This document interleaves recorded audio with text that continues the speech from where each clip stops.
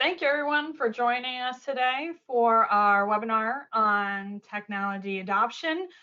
Before we get started, I wanted to go through just a few little housekeeping notes here. We will be sending out a recording of this webinar. So you will be getting a recorded version in your email here in the next day or two. We will also post it on our website, so you'll have access to that. Another thing, we will be doing a Q&A session here at the end. So if you have any questions, please feel free to post those in the chat box here, and we will get to as many questions as we can at the end of our webinar. But for now, I'm going to go ahead and move right along into introducing our speakers here. Jumping right into it, Bill Wagner is the president of Penta Technologies. He oversees development of a pretty innovative portfolio of products. They're all SaaS solutions, and they tackle some pretty innovative and challenging issues. In construction, they include labor productivity, job cost accounting, and some pretty complex payroll stuff. So welcome, Bill. Stephanie Brown. Stephanie is a construction technology advisor. She is also the founder of Intelligent Construction Opportunities. And after over a decade in IT professional development, consulting with owners, site supervisors, plant managers, and field personnel, Stephanie definitely knows what drives intelligent software buying decisions. So with that, I'm going to turn it over to these two experts to really talk to you, give you an overview about why construction has a technology problem, and of course, give you some solutions to that problem. So take it away, Bill and Stephanie. Thank you, Kelly. So Thank you. This is a topic that I seem to have a Groundhog Day experience with every time it comes up, because it doesn't feel like we're making meaningful progress tackling this set of issues in construction. In order to kind of frame out some of the why behind that at a macro level, I want to talk about how challenging construction is as it relates to just getting the work done, right? I started my professional career, gosh, almost 30 years ago now, working in construction. I was a carpenter. I made my way up to foreman, working for a general contracting business on the south side of Chicago. And then I left construction for 25 years. I've worked in technology, I've worked in distribution, I've worked in healthcare, I've worked in manufacturing for HVAC systems. And coming back to the construction market vertical 4 or 5 years ago, having had all that outside experience, I was struck by some of the things that were different in the construction vertical as opposed to some of those other places I had worked. Productivity in construction has been kind of stuck for the last 80 years or so, right? Ever since we sort of industrialized job sites with power tools, right, both electrically and hydraulically operated, it's been difficult to wring additional productivity out of the job site. And so whenever I talk about this topic, and I'm super excited to get into it with someone with Stephanie's background today, whenever I talk about this topic, I always start with the broad framing of the macro forces that you have to deal with if you're a contractor, right? There's a lot of external forces that make it tough to get the work done, right? This is a highly regulated industry. The only other industries that I've worked in that have as much regulation as construction are the nuclear power industry and the healthcare industry, right? So, you know, you have union rules, you have government rules, you have the government finance rules, and you have the government OSHA rules you have to deal with, right? That's a lot to manage. There's a lack of formal best practices in this industry because we're all busy competing against each other, and our process for getting the work done is how we win that competition. So it's sometimes difficult to get a bunch of decision makers for construction companies in a room together and get them to share best practices. We've got some industry dynamics that we just can't get around, right? Contract structures are a pain, and they're typically one-sided in favor of the owner or the real estate developer. Or if you're a subcontractor, the general contractor, right? The contract unevenness has a tendency to roll downhill, down the value chain. Owner requirements are different depending on the owner, depending on the project. There's the operational factors inside your company, right? I've given a ton of talks in the last 3 years about the labor shortage we're all facing in this industry. Capital is difficult to source. We're all running businesses that seem to all have single-digit net profit margins on the end of the year. All that said, though, I think if we use them as excuses, we're not working hard enough. I prefer to look at them more as reasons. And the difference in my mind between a reason and an excuse is a reason can be explained and you can navigate your way around it. An excuse is really just that. It's an excuse to not move things forward, right? And so, Kelly, if you move to the next slide, I want to talk a little bit about some of the reasons why we have trouble implementing technology to help us on a more micro level, right? So the macro environment's tough. It's really hard to run a construction company. We all get it. I understand. It's also really difficult to run an operationally efficient job site in that construction company. And some of the stuff that we see is the disconnect between the back office and the field, right? The data doesn't flow smoothly back and forth across the entire enterprise in most construction companies. You got people out in the field doing the work. You got people back in the office analyzing the spreadsheets. We also see that site supervisors and foremen are rarely looped in on the outcomes of their work in something approximating real time, right?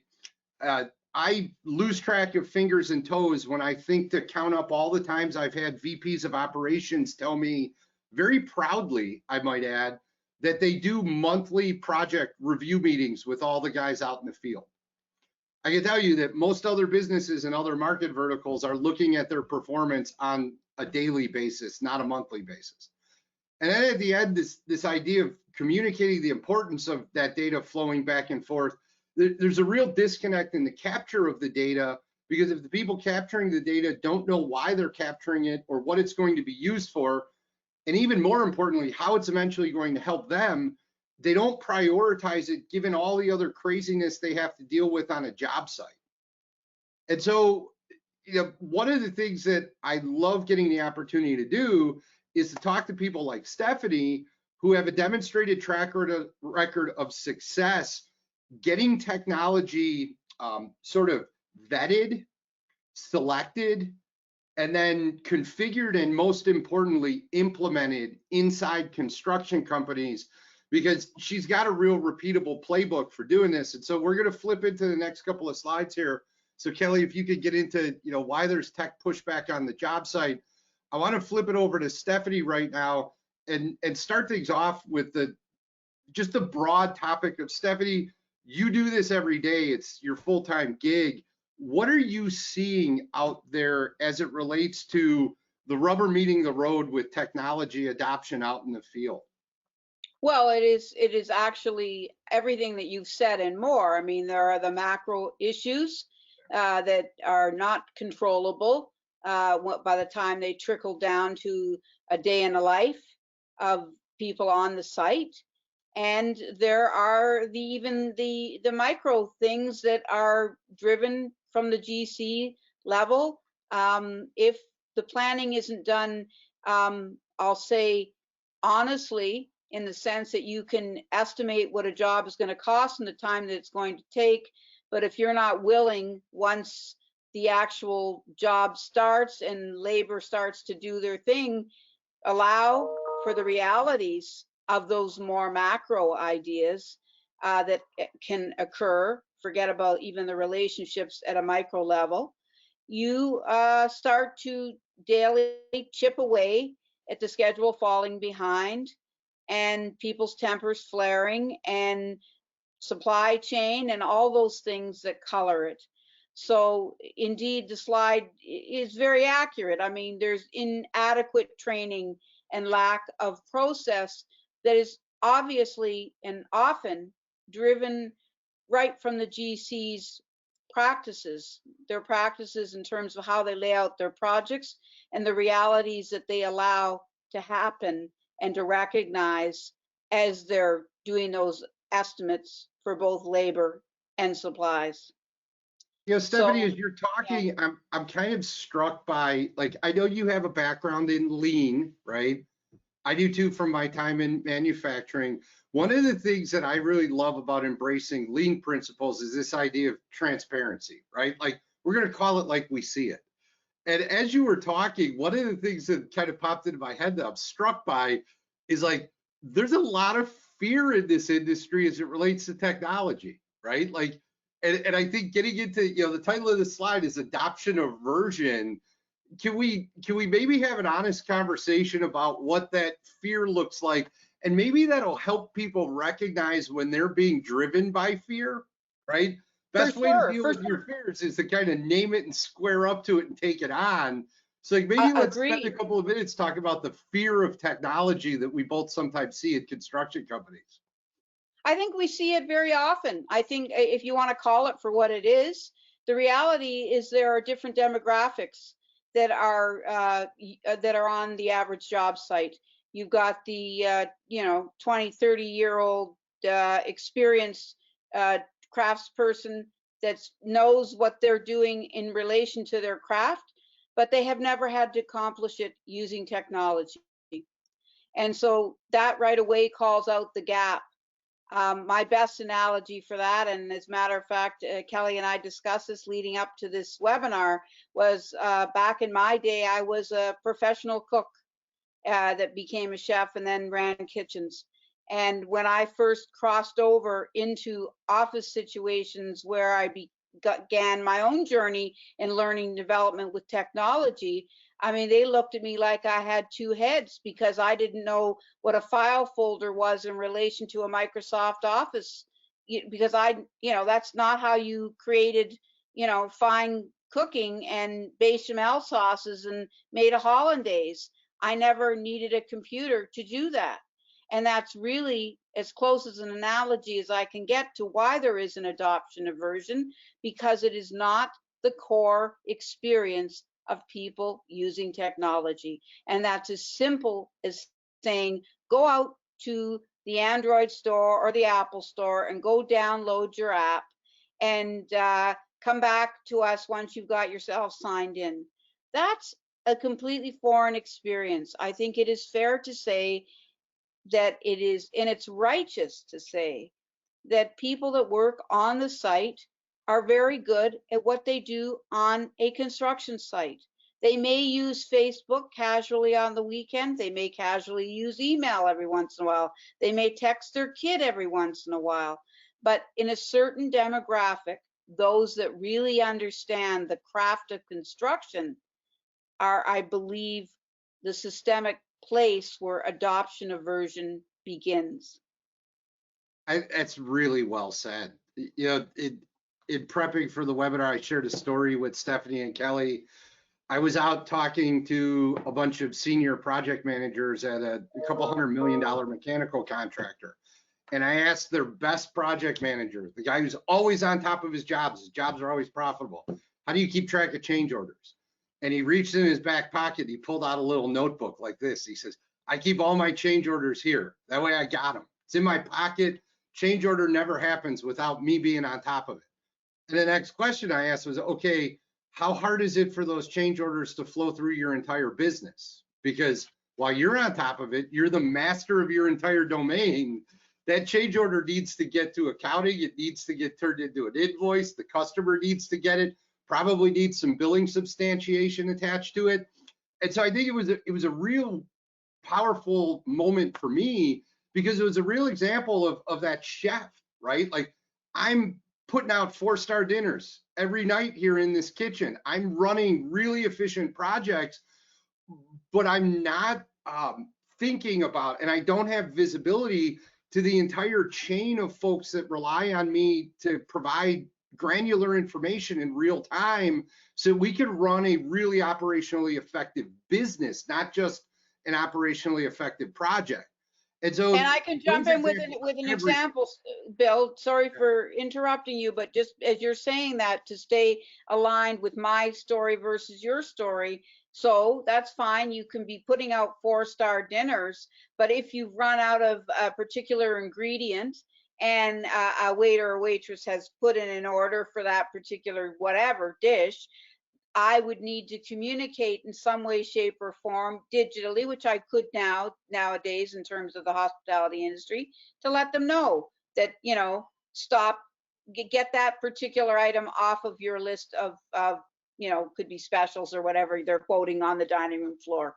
I just want to stay aligned on topic. So basically, there's twofold issues. You've got a demographic disconnection with experience using tech. And then you also have their perception of their world, knowing what they know in a more manual idea, and yet missing out on the opportunity to share the nuances of the day in, day out that can happen on the job that would probably make the rest of the week go a lot better because of their ability to more widely and efficiently communicate changes through an application.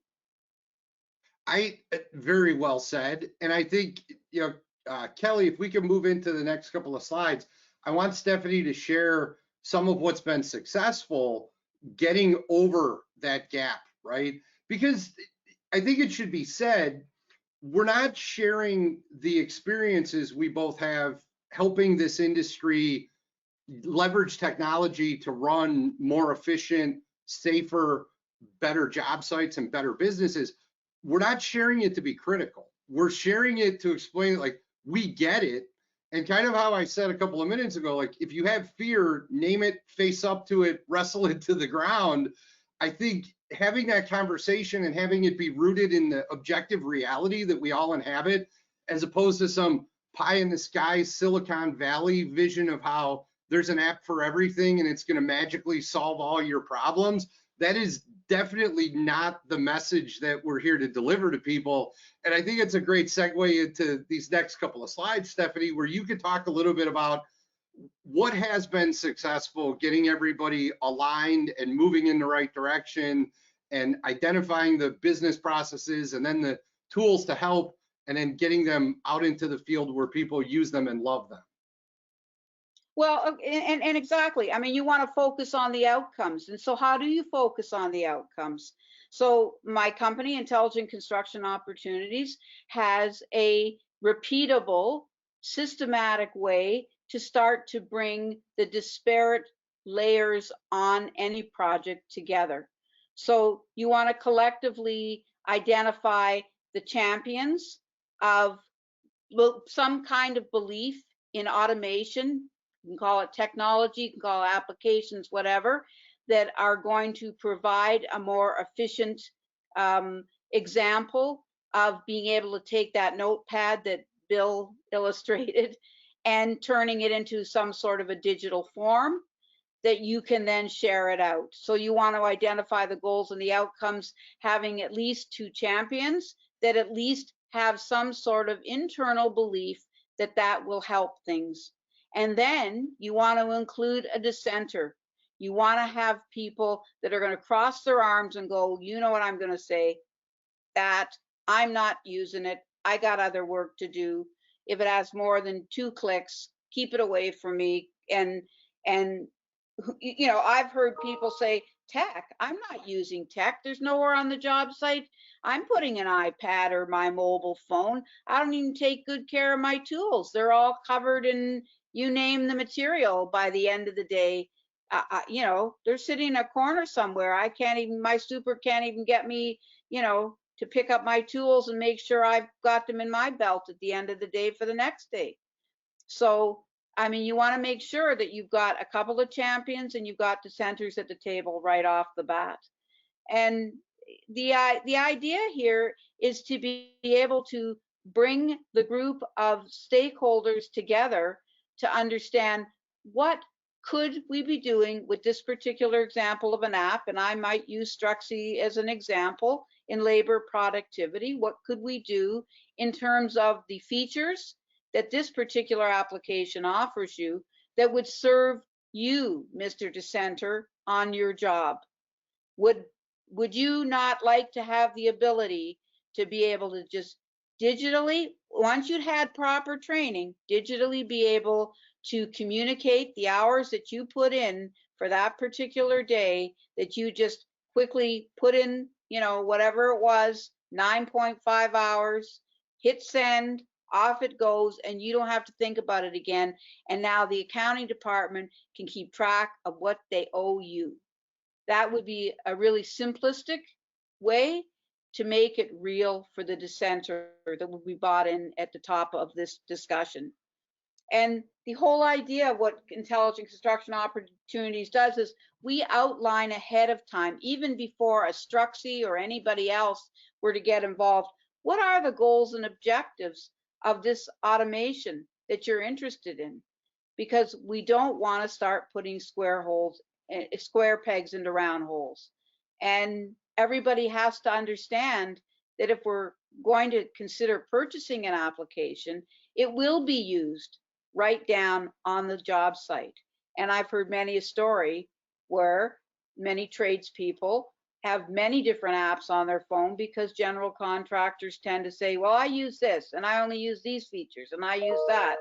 And so then this rolls into the next really important element is onboarding and how you train, and how you train not just when you're onboarding, but how you have resources to reinforce that training. And those are some of the ways that you do it. So you identify the goals and the outcomes. You're assessing where those project gaps are. You want to understand the ideal future state for those, I'll say those three, you know, initial stakeholders that you're talking about. And you want to start to talk about what does automation enablement mean for your particular role in the job, and what is this particular feature, how is it going to impact your real work? I'll say the, you know, the actual construction work. At what point do you pick up this app and you enter your time card information? Is that something that you're going to do at the end of each day? And when are you going to do it at the end of each day? And how do you remind yourself to do it? You know, I mean, it really sounds crazy, but it is. It's really in the details. Yeah, I mean, an example from my own experience, right? We roll out digital time clocks on iPads and an application for foremen to take the time that's punched into those iPads by the labor and allocate it to the cost codes. And also just real quick, like, this is our percent to complete that got done today. We did a time and work study out in the field, and we found that foremen were saving over an hour a day that they were typically spending chasing all their guys around the job site to ask them when they showed up and when they planned to leave, which, surprise, no laborer is going to give you accurate information when you ask them that question. Everybody works at least 8 hours a day if you ask them. And then they were having to punch all that stuff into a Microsoft Excel spreadsheet.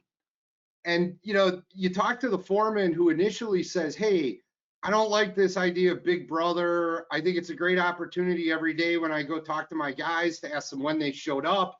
It's an opportunity to have a conversation, see what they're going to be working on today. You're getting rid of all of that, and you're going to have me chained to a computer.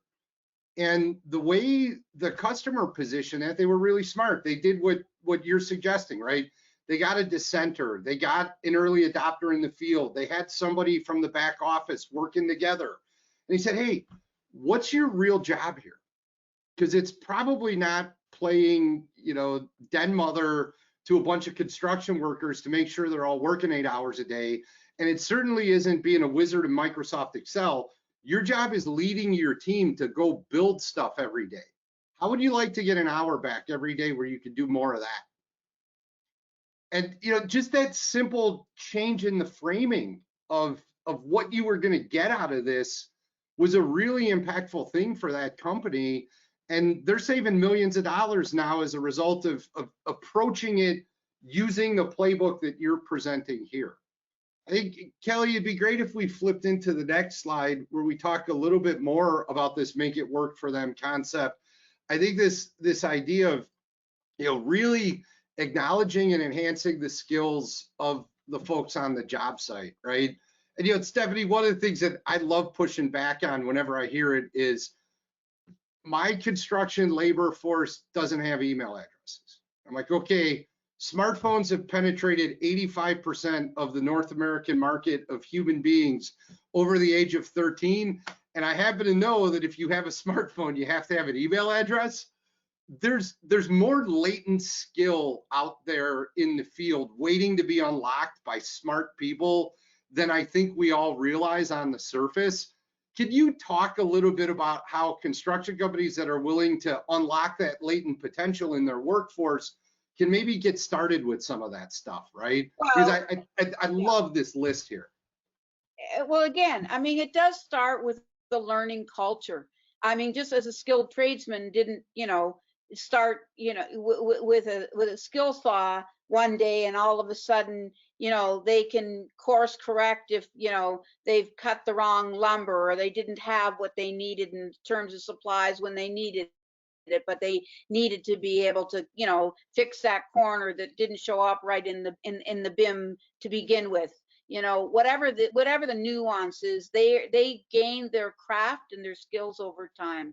It is no different than a learning culture in a general contractor's environment. You have to foster a learning culture because digital adoption is not going to go away.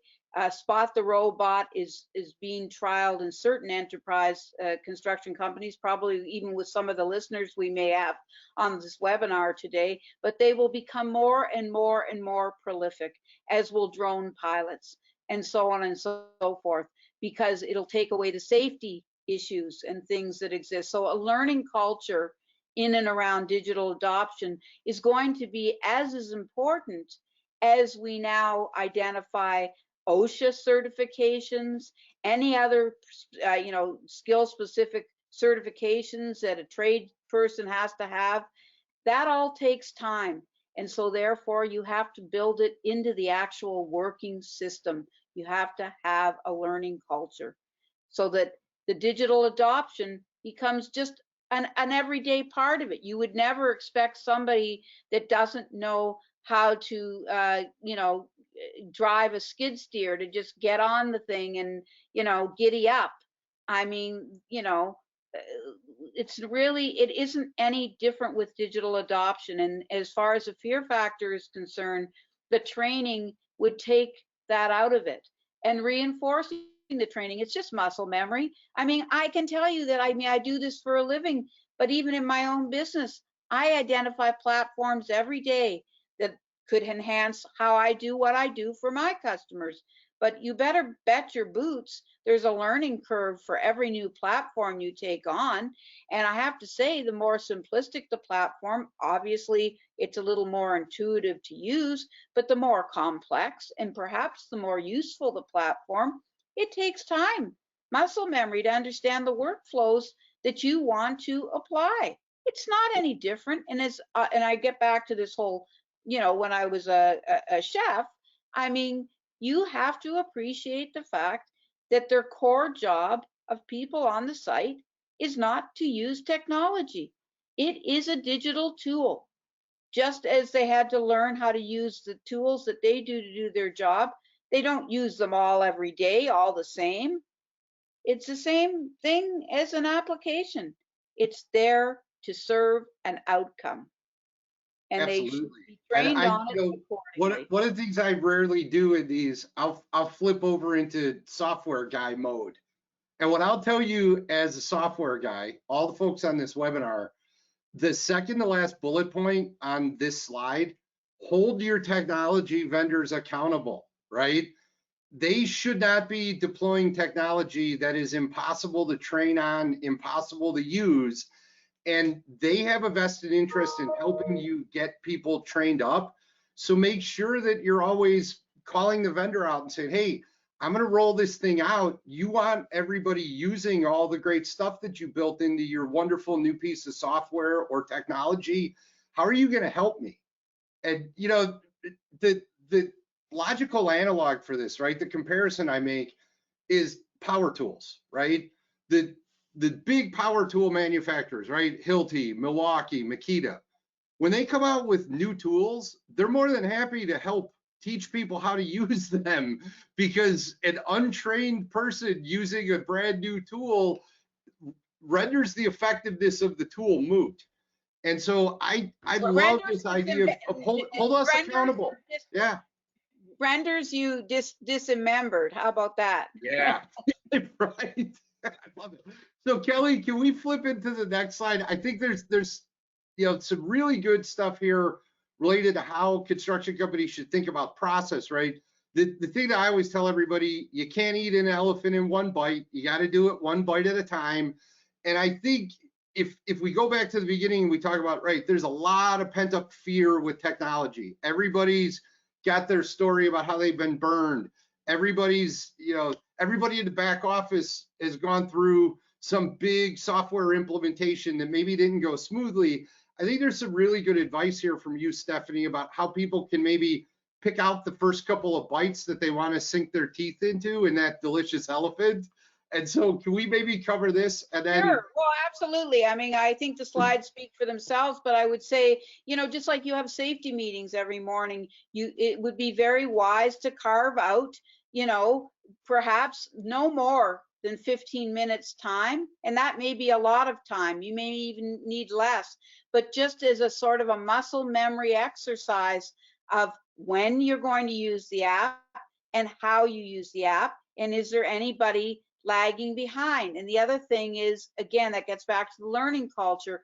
We are all learning all the time, and those messages must be fostered by management in the back office, that we're all learning new things all the time, and we will continue to learn things all the time. And it doesn't matter whether it's something manual or it has to do with a piece of digital technology.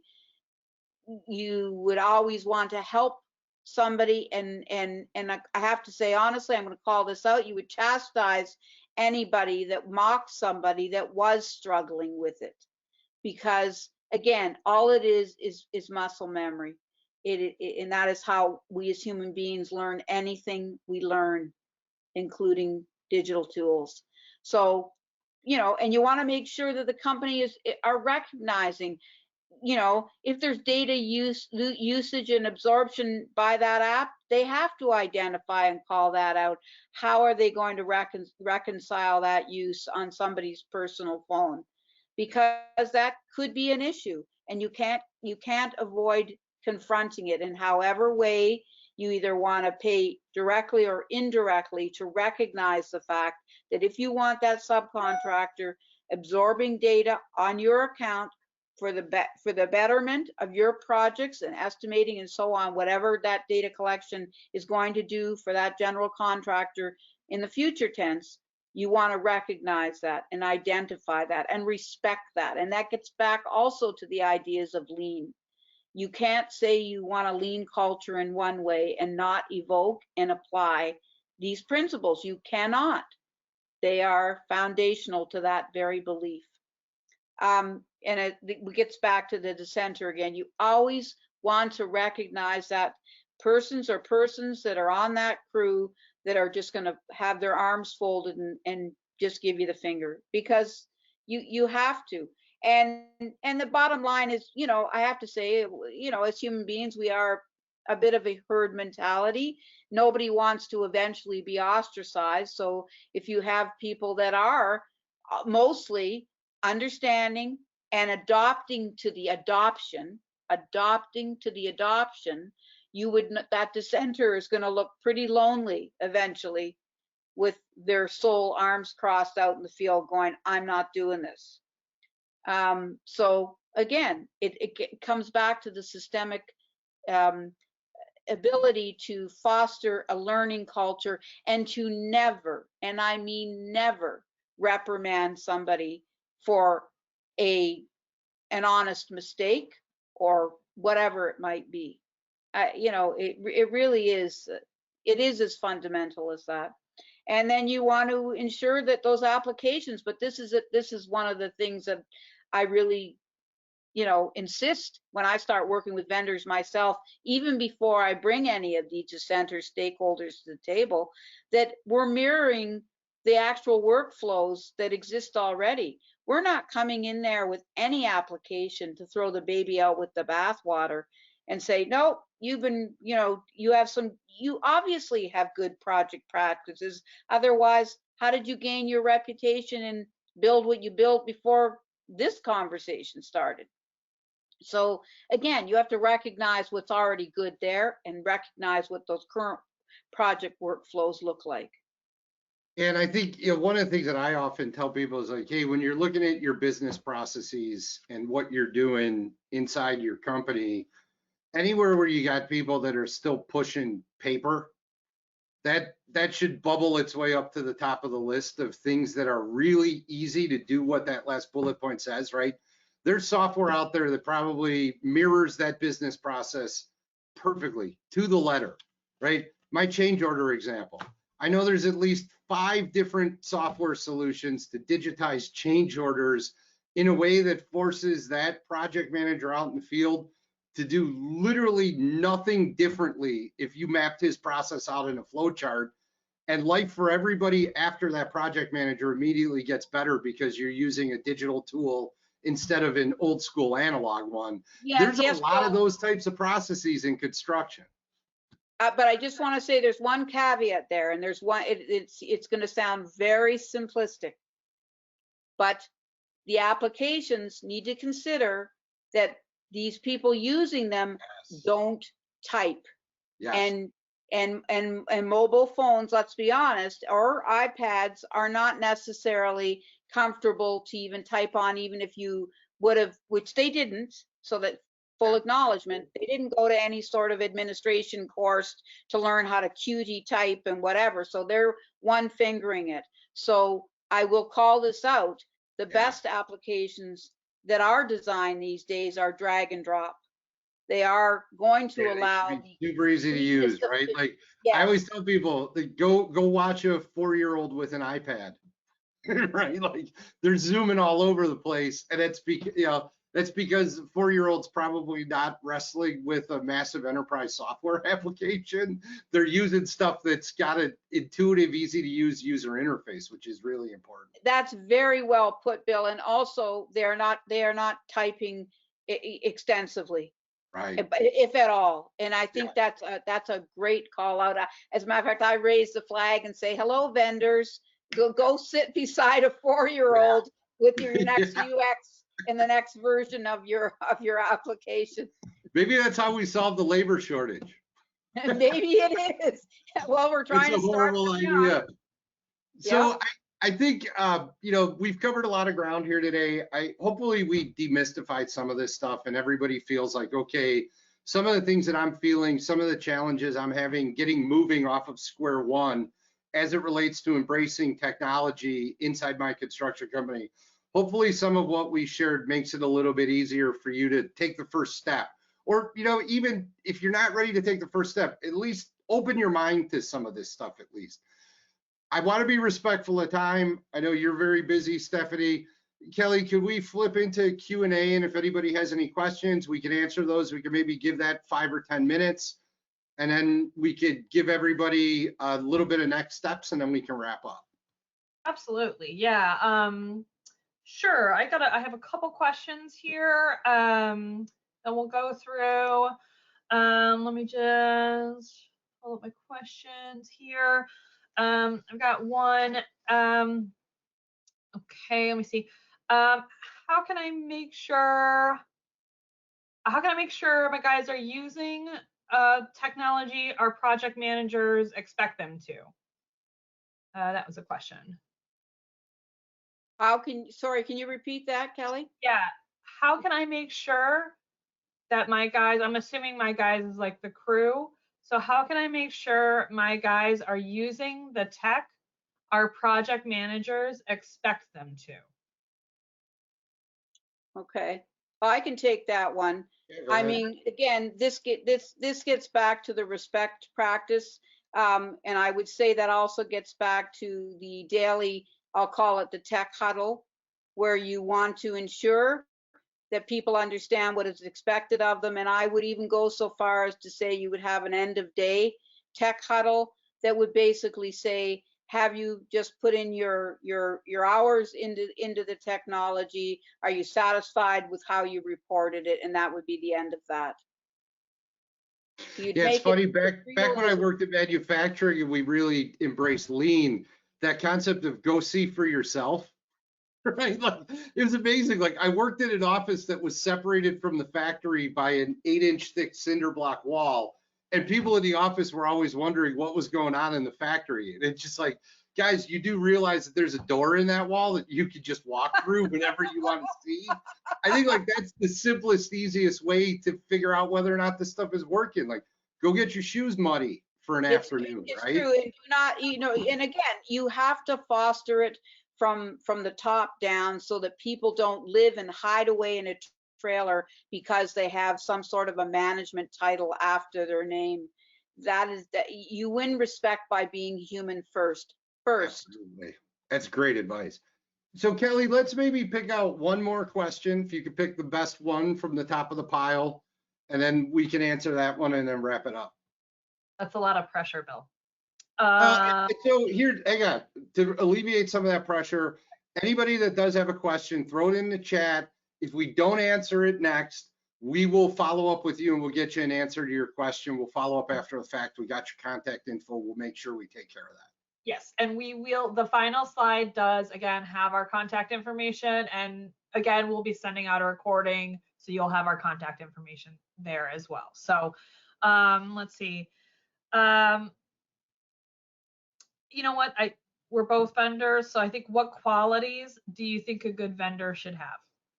I think that's a good kind of Well, way Stephanie, you're in the vendor selection game, so I think this question is right up your alley. It is right up my alley, and I would say what qualities are top for me. I'll be honest with you. I've pushed away, even before the client is aware of this, I've pushed away vendors that will not interface with me on a live Zoom call or have a conversation. If it's all done over email. I even had one very well-known tool, which I won't call out in this particular webinar, that wanted me to watch videos first before they would even give me a demo. And I'm like, I'm not looking at a demo. I'm looking to assess how you serve, both from a customer service perspective as well as your particular tool. And they insisted that that was how they did it, and that there was no arguing it. So I just took them right out of my mix, even though instinctually I felt that they perhaps had some of the features and enablement capabilities I was looking for. The second thing I look for is being able to provide trials or sandboxes. I think it is absolutely imperative, and I do not think it should be a threat to the vendor in any way, shape, or form if somebody wants to actually see how this works. As long as you are doing the dance with them and you're not just going, here's the trial, I'll follow up with you in X amount of days and see how it went.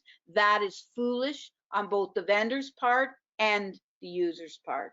So I would call those out as two very, very important things. Do you have a live way of interacting with your people, and do you also have a sandbox or a trial? And if you clear, as far as I'm concerned, the hurdles at that very first stage, then we'll continue a conversation. If you don't, I don't handle any further, because what my company, Intelligent Construction Opportunities, does is I'm involved in the implementation process. I don't let go of it until I know that what we felt was going to be good and we've decided on, after we vetted, I'll say anywhere from 7 to 5 solutions, depending upon what is in the market.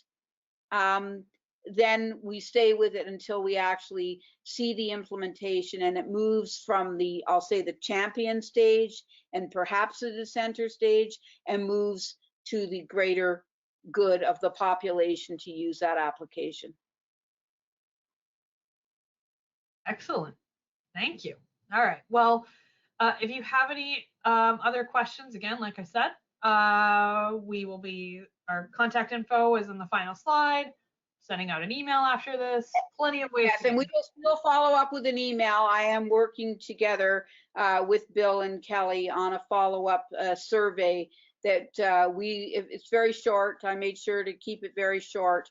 But if you are interested in understanding a little bit more about how intelligent construction opportunities works at a first stage, and then involving a labor productivity tool such as what Struxia offers, we will have that ability for you to further engage after this webinar.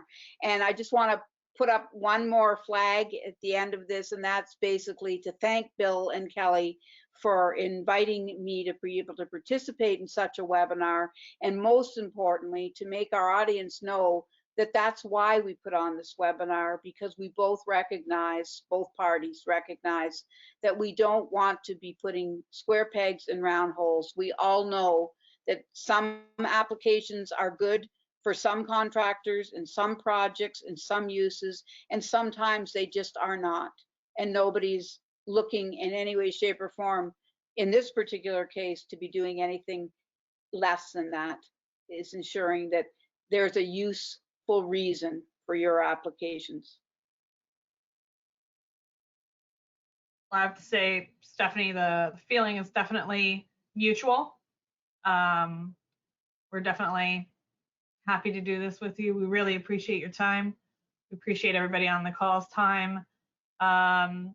Thank you again, everyone, so much. Again, our contact info is right here on this slide. And everyone have a fantastic rest of your Wednesday. Thank you so much and have a great day. Bye-bye.